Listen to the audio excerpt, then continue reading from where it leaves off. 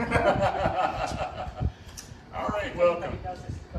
I'm just gonna. I've got some Yeah, it's a great, shame, isn't it? I've got some great friends and players here. We're gonna play some tunes. Jim and I is also a great friend and great player, and we're gonna play a little range and swing. When we get up in a few minutes, would you mind holding this for me? Thank When you. I was a kid, I started playing. I'm from a music What? Yeah, it's just live streaming, so we'll have it.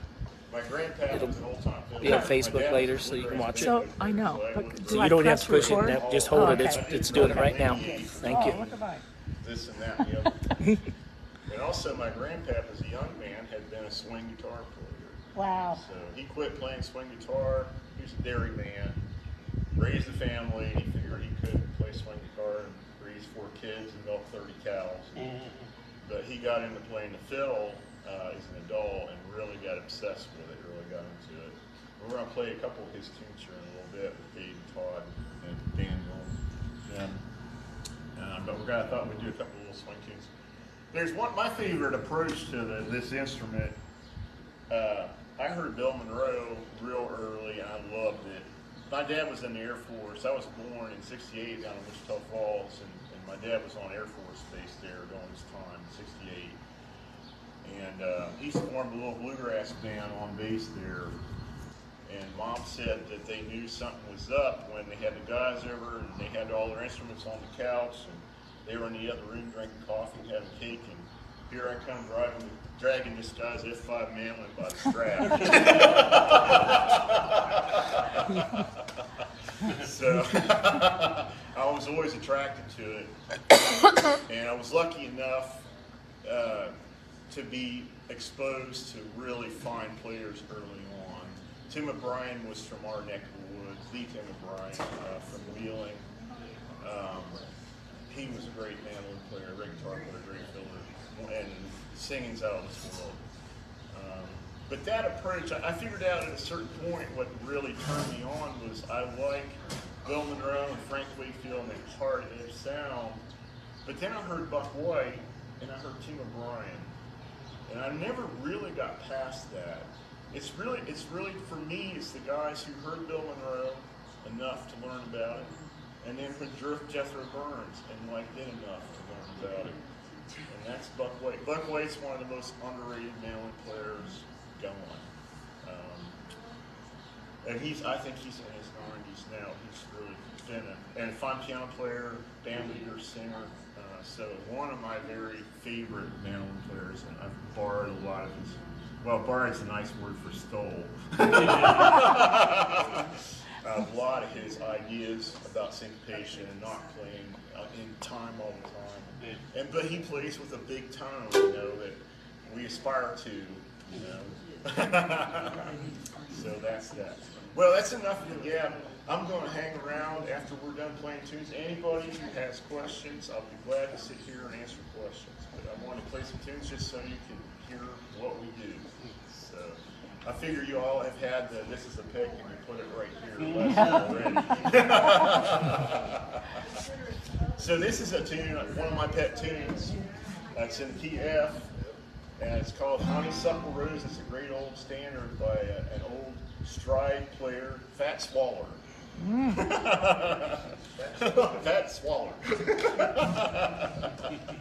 This has got words, but we won't torture you with those today. All right.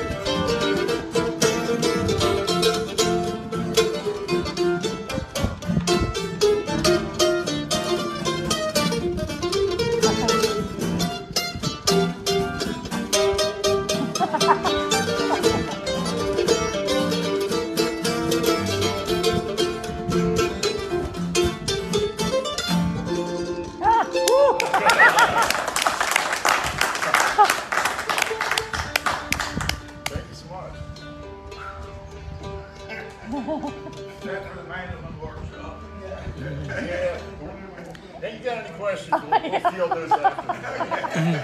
I mean, I figure, everybody's heard this. You take the pick and you put it right here, and you take your left hand. Richard said to tell you to play something you know. Play something what? Play something you know. That's good advice for a guy who knows. Well, here's another standard. We're going to play about 2 more swing things, and we're going to get on with some play something. We'll just do some fiddles. This is a Duke Ellington standard.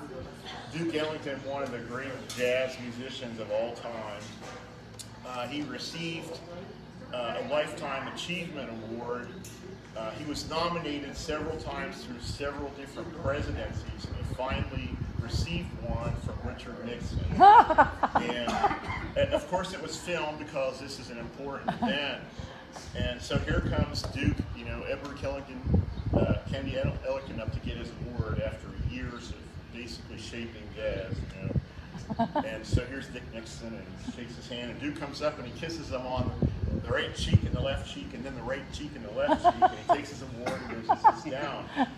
And so later they were having hors d'oeuvres and coffee after, and Duke asked him, he says, "Why did you kiss me 4 times?" He said, "Once for each cheek, man."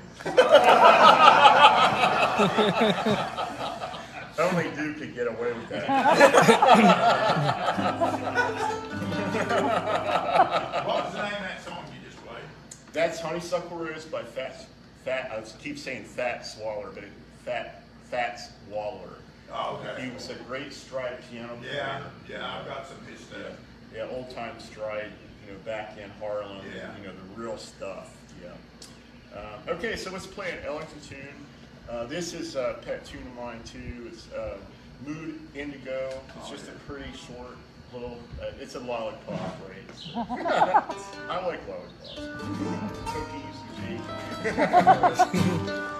2, 3, 4.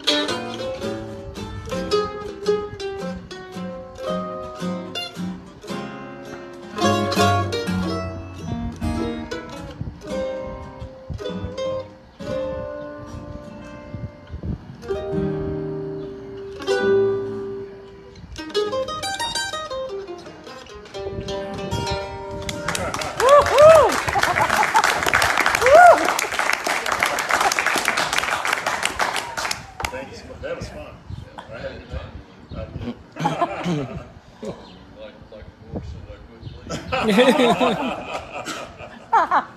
Jim, when you say we do, I got rhythm. Yeah. Maybe we'll have to talk about I got rhythm. I got rhythm, I got music, I got my gal. Who could ask for anything more? It's that tune, everybody's heard it. And it's the father, mother, parent, whatever term we're using these days. A bebop, my favorite form of jazz. Swing, early jazz music, Louis Armstrong, that's like old time. And bebop is like bluegrass. They grew out of that. And then there was lots of stuff that happened after that, and just like what happened after bluegrass, I don't care about that either. It's not my cuppa. But I love the bebop tunes. And this is the one that they based a lot of the changes on. They would write new melodies for rhythm changes. And when they talked about rhythm changes, it's because it's I Got Rhythm. That was the changes from I Got Rhythm. And they moved around, different keys, every key. Flat keys because they're horn players mostly, but there's G. They hate guitar players. They hate guitar players. Little A flat. We just played that in A flat, and he's like, killed it. Yeah, notice there was no capo on the first fret.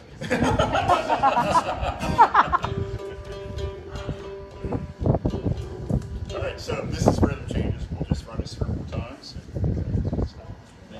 B flat.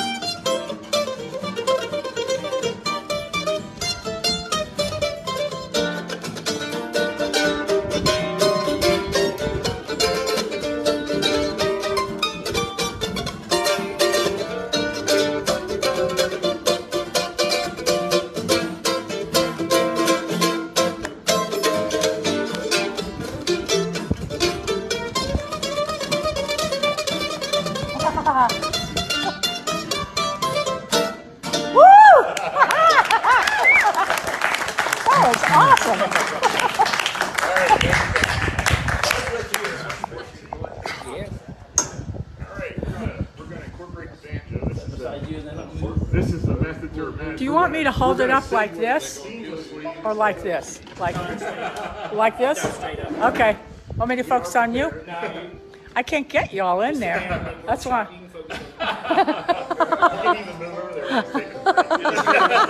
Instead of her moving back, why don't you all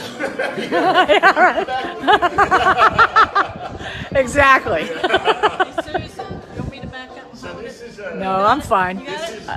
this is a Django Reinhardt step-back propelling tune. It comes from around the World War II era Thanks. in France. And Django, they both lived through occupied France. And we don't really know how Django, being a gypsy, survived the Nazi occupation. his tunes mean a lot to people all over the world. He was the first, well, not the first gypsy guitar player, but certainly the first prominent jazz guitar player who was manouche, who come from actually a traveling gypsy caravan. And what was special about it, if you don't know, in his marriage, his wife would make cellophane flowers to sell, and the caravan caught on fire, and he went in to save his wife, and his left hand was burned badly, and his third and fourth finger were melted together. They were fused by and kind of this kind of a shape. They say throughout his life they would still sweat, pus, at times and different things. He was real depressed because he was a born guitar player, and while he was in the hospital, he suffered depression because he realized he wasn't going to play, and then he thought, well, I'm going to do what I can do with two fingers. And if you haven't listened to Django, it'll make you maybe play with two fingers, because he's breathes lightning. I mean, it's just, and a Beethoven. I mean, just a massive musical mind. A guy who's really intended to play music. But this is Swing 42, named after the year 1942. And but Django, I think, probably most responsible. All right, one. Let's cycle through those changes one time, and I'll start the head. You want to play the head with me, Todd? Yeah. And then we'll trade back and forth a couple times, and we'll do the changes for the whole thing. Yeah, we'll go through one time. Yep. And because the changes are fun too. You guys can hear the framework that we're noodling over. Canoodling. 1, 2, 3, 4.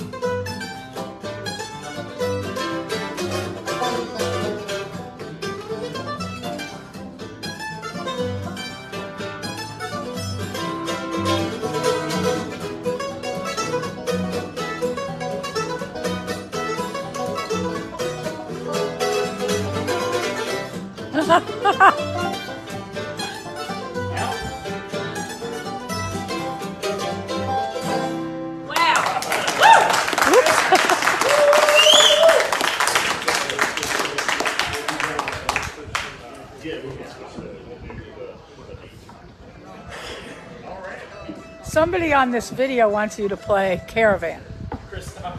Oh, I love Caravan. Is that something? Yeah. We didn't run through this, so we'll get that next time, Chris. We do miss you, Chris. Tell him. Wish you were here, man. Oh, he's looking at you now. Oh,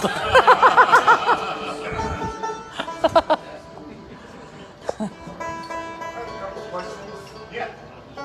One silly and one not. Okay. The thing about the silly one, the thing with the story you told about Django and his finger. Yeah. Why didn't you just decide to take up the dobro? Right. Who knows? It was certainly a possibility. And the not silly one.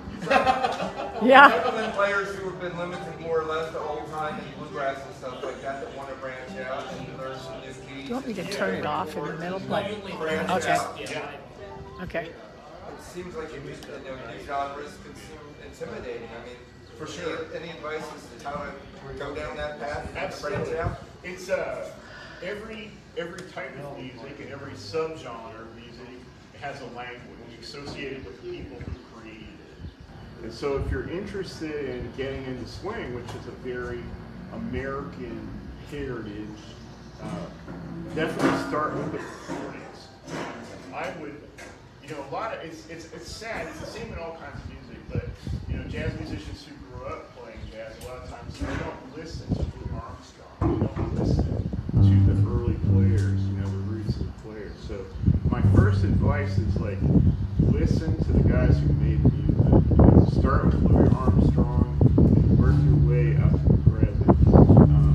Bill Monroe and the Hammondses. It's the same thing. You don't have Bill Monroe without the old time players. And my pet players in all this are guys like Art Stamper, whose dad, Hiram Stamper, was an old time fiddler. And Art himself was an old time fiddler, but he played with the Stamper brothers. He played with the Morris brothers. He plays, he stands like this guy right here.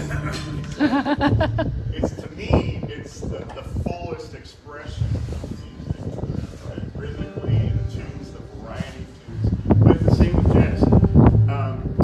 And to get back to your question too, chords, like learning seventh chords, like to play swing, and all this information is up. But start listening and then go to the chords. And if you like it, the melodies were, especially in the old jazz, they wanted people to like their music. It was hummable in the same way that old time music is. It wasn't until later that it got so crazy that no, even the musicians couldn't hum it. All right, I mentioned my grandfather was an old time fiddler. He came to it late in life. In the early 1950s, he got into the fiddle. And he worked for a dairy. He was a dairyman himself. He worked for a dairy in Wyndham County, Belmont County, Ohio. And he took a milk delivery pickup dog. And he discovered a lot of the farmers in the county played the fiddle. And it blew him away. He got hooked really bad to fiddle. And that's how he got into it. And then all these old guys, they weren't all old. To me, they were old because that was back in the 50s, but they would work with Kellen. You got to hear John Bondi. John Bondi was an old man. He was in his 80s when my grandfather met him. And he found that he was living in Monroe County, the next county over from Belmont, in Woodsfield, Ohio. The house is no longer standing. I went and looked at where he lived not long ago. He lived with his sister, had never married. And he gave lessons, so my grandfather commissioned him to take lesson. And a lesson wasn't a half hour, an hour. He'd go over and they'd spend the whole afternoon. And my Uncle John gave me the account. My Uncle John, who died last year, would go along since when he was in school, middle school. He'd take an accordion or guitar. That's after Grandpa got up in the dairy a little bit. He decided, things are okay at work. Let's go to Bonnie to play the fiddle. So we keep him home from school. They go over and play tunes. Bonnie would play a tune for him by ear, and the grandpa would start playing the tune by ear, and he would sit and play, and they would trade back and forth until Bonnie was satisfied that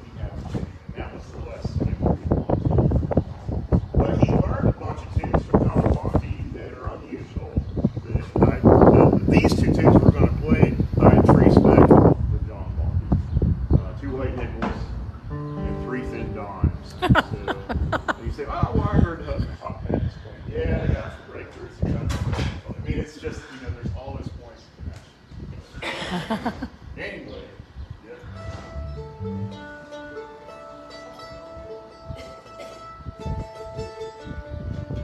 I want to thank these guys for being so patient while I gamble on and on. We're going to play. Todd and I are going to play 2 white nickels, and I'm going to raise my foot. We're going to go and 3 big dogs.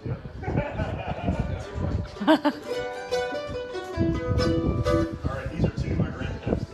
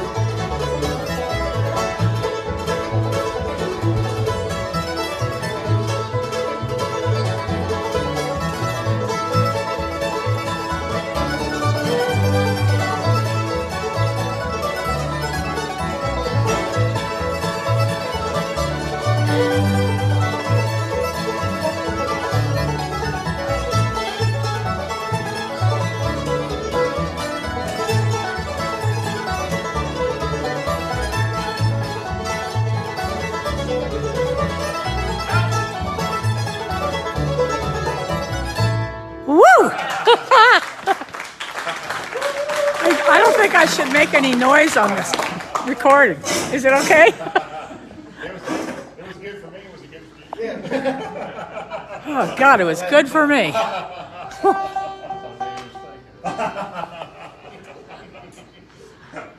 It's almost levitation, but not quite. Levitation. Levitation, yeah. Where are we going to start this thing? You need to? Yeah, let's go. What's good, G, and do Santa Claus?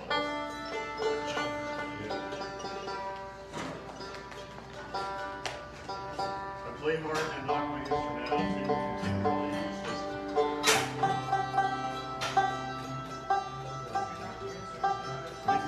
not hard on takes. While they're tuning, I did a workshop once and had Glenn Smith, an old fiddle player, just smoke cigarettes and play the whole time, and a great driving fiddler. And he did Santa Claus and had an old country boy backing him up on guitar, and said, "Where'd you get that? Santa Claus?" Glenn said, "I don't know," and that boy said, "I guess the North Pole." We were talking about earlier. But seriously, That's a stupid question. James Silver.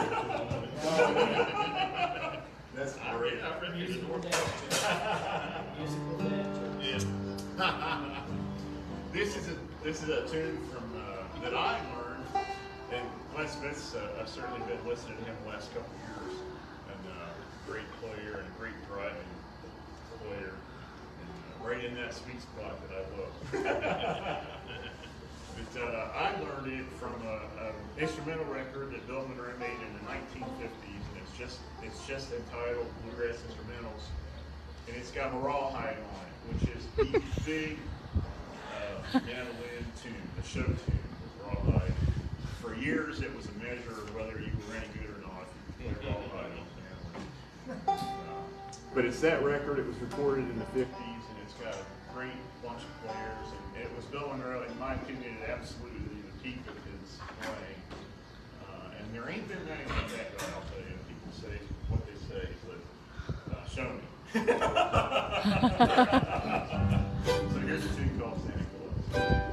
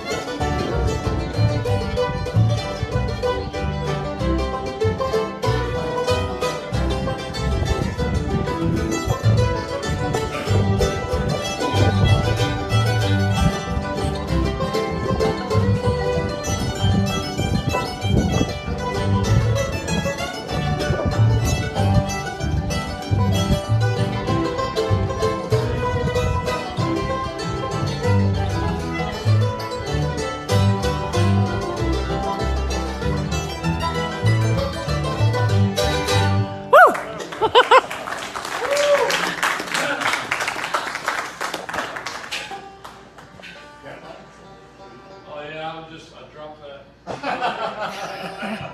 thought we were going to have some ground. Nothing's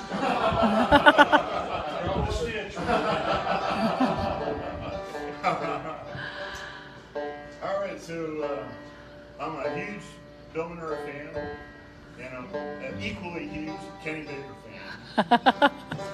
And I can't tell you what an absolute thrill it was to be able to sit and play some tunes with Blaine Sprouse. Oh, yeah. And Blaine and me together is unbelievable. It's like I died and went somewhere. Somewhere good. Somewhere good, right?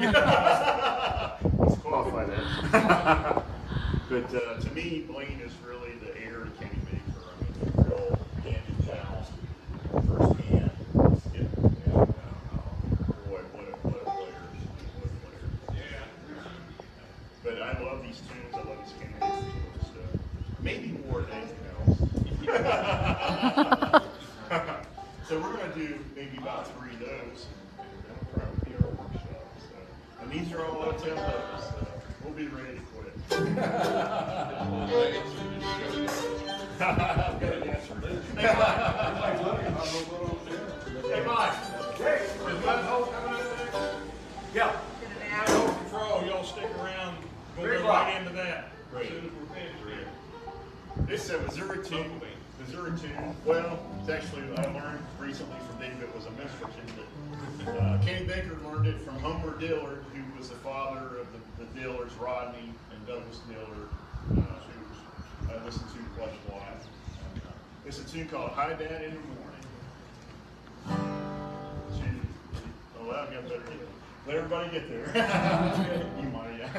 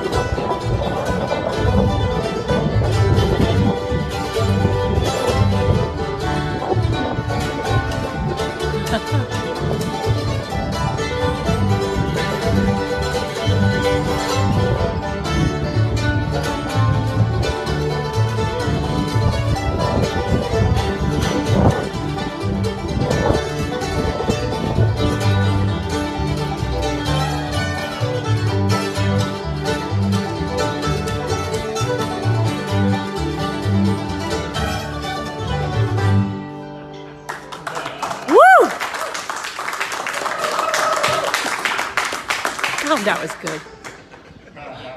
I love that tune. My dad was a really, really fine three-finger banjo player, a really good one. And, he hated crooked tunes.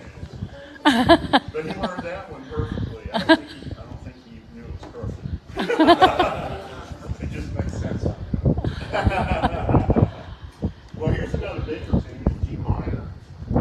And one of my favorite tunes. Yeah, I know, this is a chance to get a big right. All the way called First Day in Town. It was on the record that Kenny made when he went back to Bowman Grove after having been back home in Kentucky on hold. They recorded, I heard they recorded it in a hotel room. It was put out on County Records in '83. It's one of the great, to me, it's one of the greatest fiddle records ever. It's called Portrait of a Bluegrass Fiddle. Red record. It's red. It's alarmingly red. But here's the first tune on side A, track 1. He maybe thought it was a good one.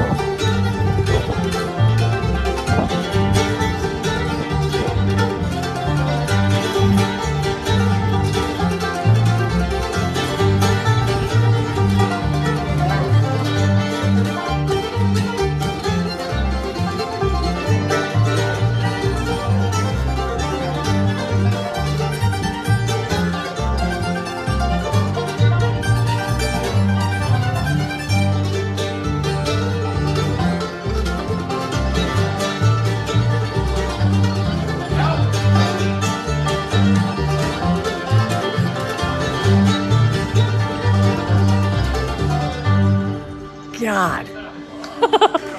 Woo!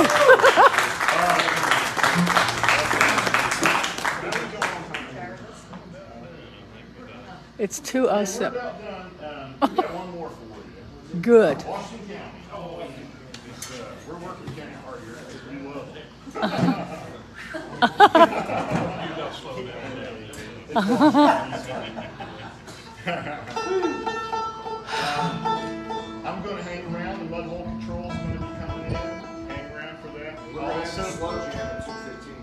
Oh, okay. They have a slow jam here at 2:15. And then we'll segue right in seamlessly into the Muslim. Great. I'm gonna hang out here. Anybody who has questions, wants to talk about mandolin related things, I'm all ears. How about porcupines or something? Well, I don't know anything about porcupines. I'll listen to what you got to say. You always learn something. I mentioned that Great Kenny Baker record. 3 of these tunes were off that record. Yes, I love it. We all had that album. We all did. Still do. Take a full band here.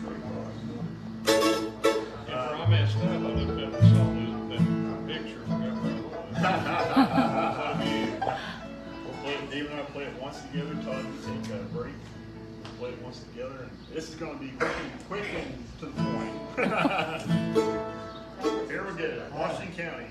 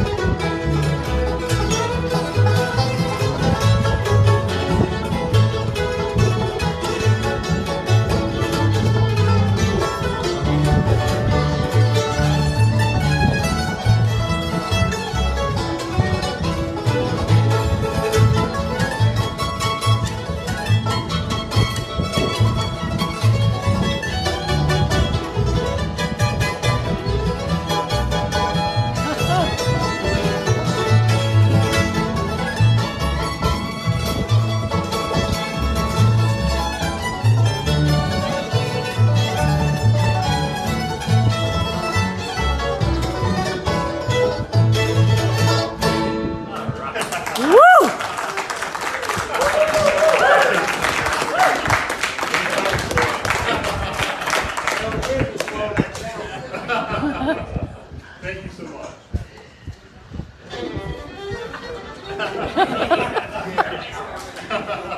I think I got it pretty good. Oh, yes.